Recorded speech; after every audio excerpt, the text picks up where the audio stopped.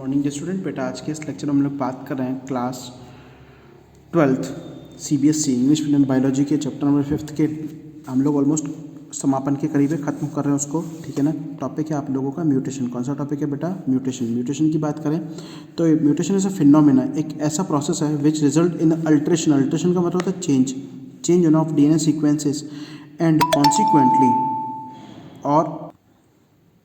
Consequently result in the changes of genotype. और जिससे क्या है कि जीनोटाइप में चेंजेस आते हैं and the phenotype of an organism, यानी कि उसका जो जीन का सीक्वेंस है वो चेंज होगा।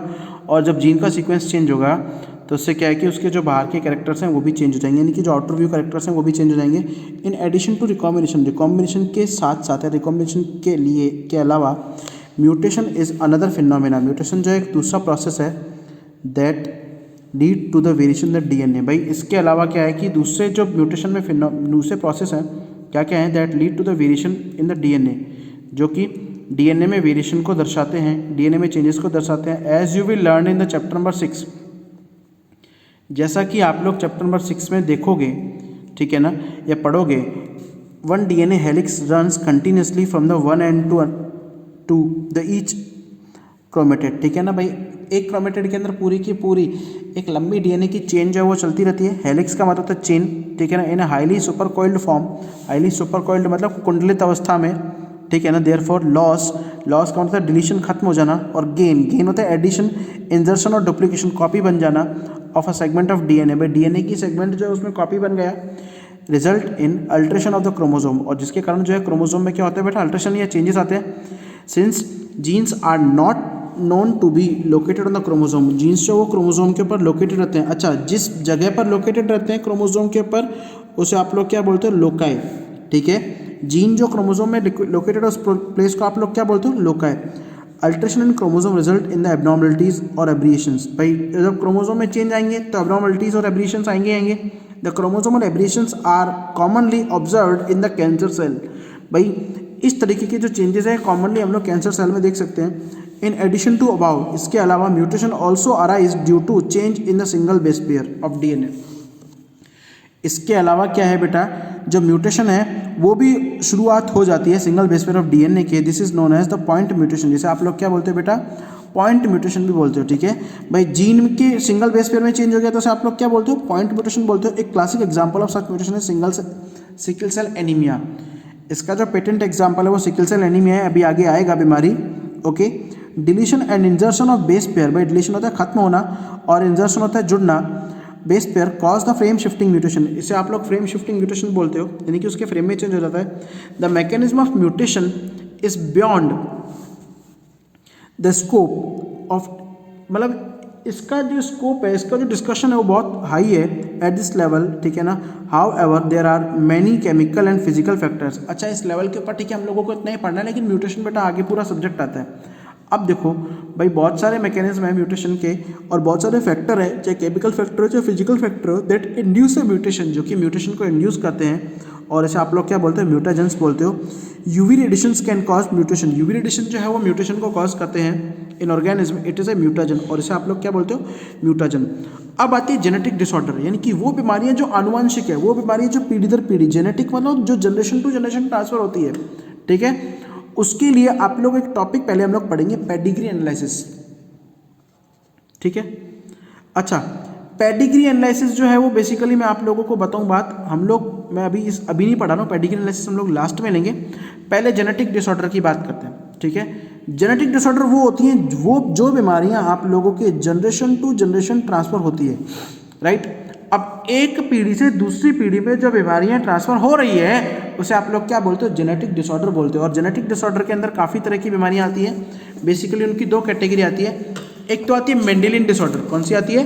पहली है मेंडेलियन डिसऑर्डर। ये मेंडेलियन डिसऑर्डर को आप लोग जीन डिसऑर्डर भी बोलते हो। ठीक है, यानी जो जीन में चेंजेस के कारण होती हैं। और दूसरी बीमारियां कौन सी है?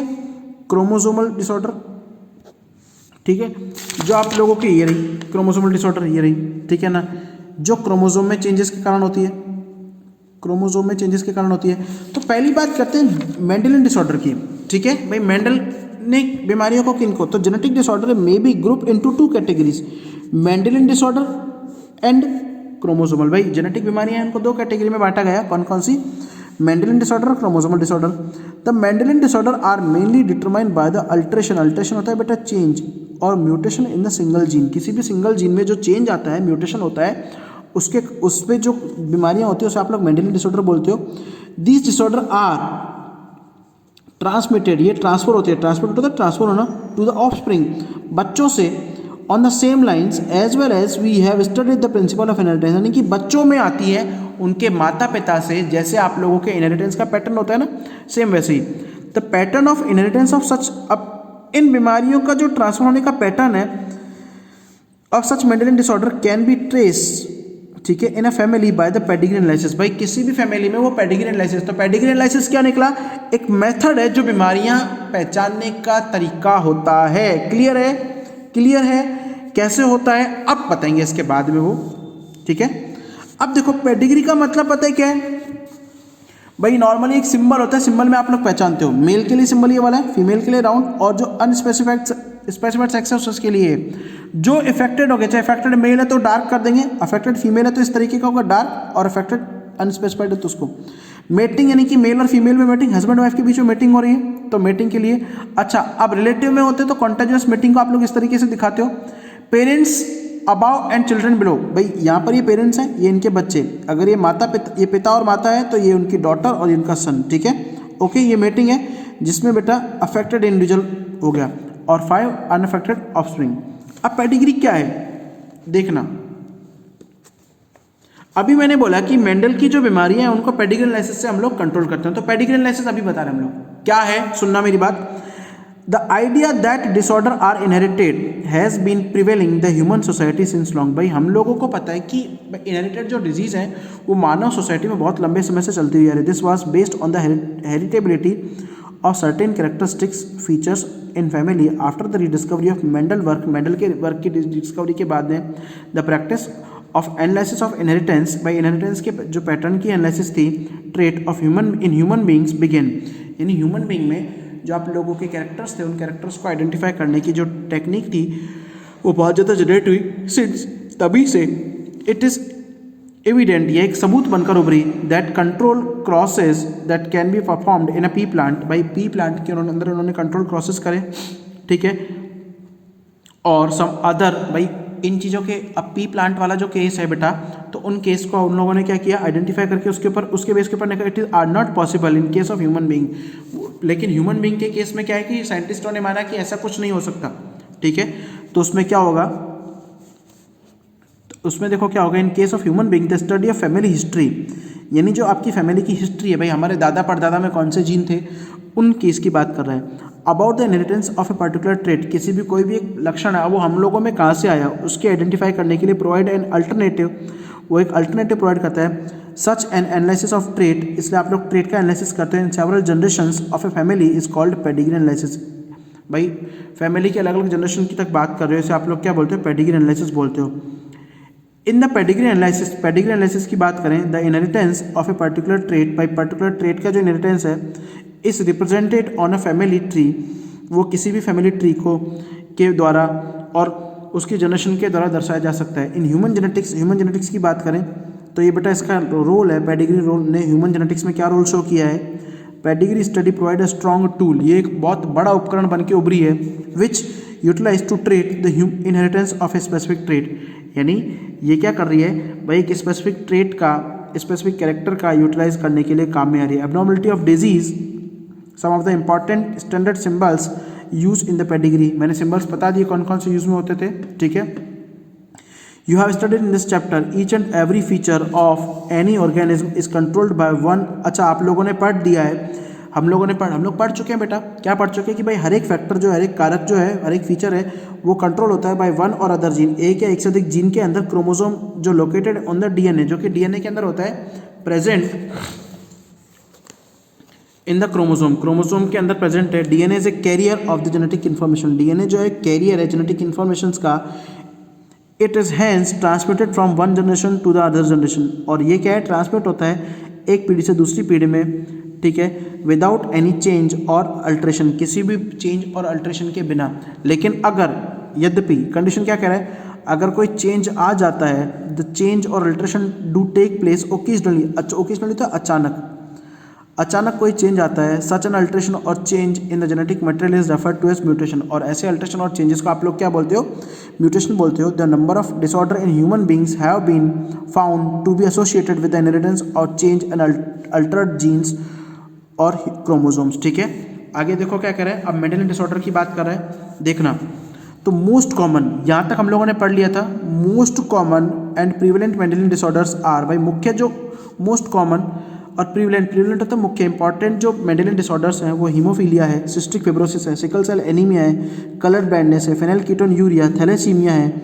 It is important to mention here the such Mendelian disorder may be dominant or recessive, लेकिन ये यहाँ पर मेंशन करना बहुत ज़रूरी है कि क्या ये प्रभावी हैं या अप्रभावी हैं। ठीक है, और आप लोग पेडिग्री एनालिसिस से बेटा क्या करते हो, we can easily understand whether the trait in question is dominant or recessive, कि क्या कोई ट्रेट जो है वो डोमिनेंट है या फिर रिसेसिव है। आई बात समझ में। Similarly the trait may also be link to the sex chromosome in case of haemophilia. अच्छा, हीमोफीलिया ये क्या कह रहे हैं कि क्या वो कैरेक्टर सेक्स क्रोमोसोम से रिलेटेड है, हीमोफीलिया के अंदर जैसा होता है। It is evident that the X link recessive trait, भाई एक्स लिंक रिसेसिव ट्रेट है। ठीक है, क्लियर है ना, क्लियर है, ओके। अब देखो अभी क्या बात कर रहा है कि show the transmission from the carrier female to male progeny, the representative pedigree shown in the figure number 5.14। ठीक है, वो डोमिनेंट और रिसेसिव दो अलग अलग ट्रेट के लिए है। Discuss with the teacher and design the pedigree for the characteristic link to the autosome and sex chromosomes disease. अब देखो यहाँ तो पेडिग्री दी हुई है, क्या है, पहली है एग्जाम्पल जो ए वाला है मायोटोनिक डिस्ट्रॉफी का है। ठीक है ना, ये क्या है, ऑटोसोमल डोमिनेंट, यानी जो इस बीमारी के जो क्रोमोसोम है उसको कंट्रोल कौन करता है, ये क्रोमोसोम्स जो जीन है वो ऑटोसोम के ऊपर होता है, यहाँ पर सेक्स क्रोमोसोम का कोई रोल नहीं है। ठीक है, डोमिनेंट का मतलब पता है क्या है, डोमिनेंट मतलब अगर दोनों में से किसी एक के पास भी जीन होगा या सिंगल जीन भी होगा तो उससे क्या है वो ट्रांसफर हो जाएगी। जैसे अगर मैं बात करूं, ठीक है, ये सपोज दैट कि मायोटिक डिस्ट्रॉफी की है, ठीक है, और ये नॉर्मल मेल है, फीमेल है ये वाला, क्योंकि ये सिंबल फीमेल का है। अच्छा, आप गिनके गैमेट्स बनेंगे तो एक एम ये आएगा, एक एक्स ये इस तरीके का आएगा, और एक एम ये आएगा एक। अब ये क्या कह रहे हैं, डोमिनेंट है। डोमिनेंट मतलब अगर सिंगल एक्स के ऊपर भी ये जीन होगा तो ये बीमारी होगी। तो अच्छा, अब इसकी इस डॉटर की बात करें तो अगर ये वाला एक्स इस एक्स से मिलेगा तो एक्स नॉर्मल डॉटर हो जाएगी, नॉर्मल डॉटर हो जाएगी, ये नॉर्मल है। ये अफेक्टेड सन है, अफेक्टेड सन में देखो ये वाला एक्स, अब अफेक्टेड में कौन सा आना चाहिए, ये तो एक्स होना चाहिए, X Y, X M Y. आई बात समझ में, एक्स एम वाई, तो ये सन क्या होगा, अफेक्टेड सन होगा। ओके, नॉर्मल सन की बात करें, अगर ये एक्स इस वाई से जुड़ेगा तो ये एक्स वाई नॉर्मल होगा, आया। अफेक्टेड डॉटर की बात करें, डोमिनेंट है, अगर ये एक्स इससे जुड़ेगा तो एक्स एम एक्स, तो ये क्या होगी, अफेक्टेड डॉटर होगी, इन्फेक्टेड डॉटर होगी या नहीं होगी।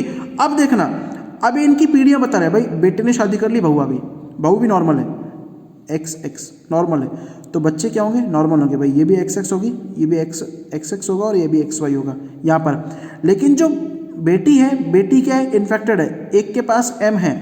अब बेटी जब हस्बैंड के साथ में शादी करती है, एक्स वाई नॉर्मल, वही वाली कंडीशन आ गई, तो बेटी इसके साथ करेगी, अगर ये एक्स इसके साथ मिला, एक्स एम एक्स, भाई इसका और इसका पेयर बना, तो ये क्या होगी, इसकी जो ग्रैंड डॉटर होगी वो क्या होगी, इन्फेक्टेड होगी, यानी कि बीमारी डोमिनेंट है इसलिए बेटी से बेटी में हो रही है। लेकिन रिसेसिव वाले केस में क्या होगा, बेटी से केवल बेटे में होगी या फिर आगे नहीं होगी। अच्छा, अब ऑटोसोमल रिसेसिव ट्रेट की बात करें, सिकल सेल एनीमिया की बात करें, माना ये मेल है, ठीक है, आई बात समझ में, क्लियर है। अब ये रिसेसिव की बात कर रहा है, तो भाई मेल के पास भी जीन होगा रिसेसिव में क्या है कि अगर डोमिनेंट में तो बेटा अगर सिंगल पेरेंट के पास जीन है तो भी एक्सप्रेस होगा, लेकिन रिसेसिव में दोनों पेरेंट्स के पास जीन होना जरूरी है, एक्स एस एक्स, ठीक है ना। सिकल सेल एनीमिया वाला एस जीन जो है दोनों के पास है। अब क्या होगा, भाई ये फादर है और ये मदर है। अब जब ये वाला एक्स इस वाई के साथ, यानी कि ये नॉर्मल वाले दोनों जीन मिल रहे हैं, तो पहला बेटा तो क्या होगा, नॉर्मल होगा, ठीक है। दूसरा बेटा इन्फेक्टेड कैसा होगा, अगर ये वाई, यहाँ वाई नॉर्मल है क्योंकि वाई के पास जीन नहीं है, ठीक है, आई बात समझ में, वाई के पास जीन नहीं है, सॉरी वाई की बात भी नहीं कर रहे हम लोग, ठीक है। अब यहाँ पर क्या है, वाई के पास जीन नहीं है, क्लियर है ना, नॉर्मली, तो उस केस में क्या होगा, अगर एक भी जीन इसमें ट्रांसफर होगा तो ये क्या होगा, इन्फेक्टेड बॉय होगा।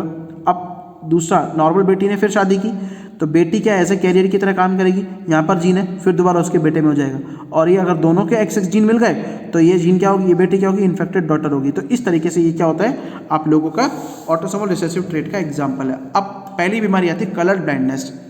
कलर ब्लाइंडनेस क्या है, इट इज़, पहला word sex linked recessive disorder. Sex linked recessive disorder मतलब भाई दोनों के पास जीन होने जरूरी है, यानी कि XCX, ठीक है, और XCY मेल के पास ये है, क्योंकि ये सेक्स क्रोमोसोम से रिलेटेड है।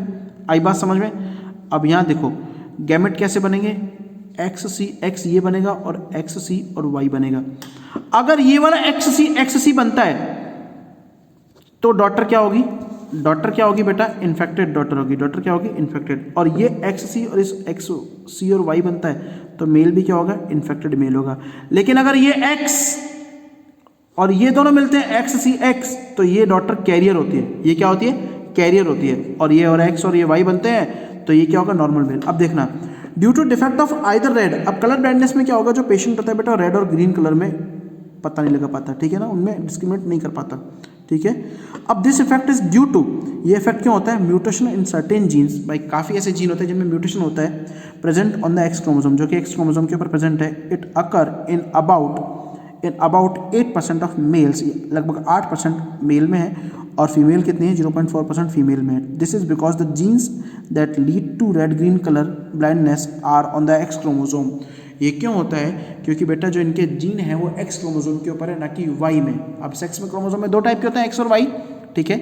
Male have only single one X chromosome, male में तो बेटा एक्स है। अब ये क्या है, रिसेसिव है। अब सुनना मेरी बात, सुनना मेरी बात, क्या कर रहा है, सुनना मेरी बात, क्या कर रहा है, ये क्या कर रहा है कि मेल में तो एक ही एक्स है और फीमेल में एक ही वाई है। ये क्या है, सेक्स लिंक्ड रिसेसिव। अगर एक एक्स के पास होगा तो ये वाई को दबा देगा और अपना काम करने लग जाएगा। लेकिन अगर फीमेल में दोनों के पास होना जरूरी है तभी फीमेल इन्फेक्टेड हो गया। अगर सिंगल एक्स के ऊपर है तो दूसरा वाला एक्स क्या है, डोमिनेंट होकर इसको दबा देगा, तो ये रिसेसिव डिजीज है। आई बात समझ में, क्लियर है, क्लियर है। द सन हु, अब देखो यहाँ से क्या है, ये एक और खास बात इसमें माँ से बेटे में होती है। The son of A women who carry, भाई एक बेटा जो कैरी करता है उस औरत का, carry the gene has a 50% chance to being colour blind. यानी कि अगर बेटा जो है जिसके पास जीन है उसके 50% चांस होते हैं कलर ब्लाइंड होने के। The mother not her self colour blind, माँ जो वो कलर ब्लाइंड नहीं होती है because of gene is recessive, क्योंकि जीन जो क्या है वो रिसेसिव है। That means affect is suppressed by the matching dominant normal gene and the daughter will not normally colour blind. यानी कि मदर के अगर दोनों के पास जीन है तो कलर ब्लाइंड होगी, डॉटर नहीं तो नहीं होगी, ठीक है ना। Unless mother is a carrier इस, और अदरवाइज मदर जो है वो कलर कैरियर होगी और फादर क्या होगा, पेशेंट होगा, इन्फेक्टेड होगा कलर ब्लाइंडनेस से, ठीक है। क्लियर है ना बेटा, ओके। अगला आता है हीमोफीलिया। हीमोफीलिया बेटा हम लोग नेक्स्ट डिजीज को हम लोग बाद में लेंगे, ओके।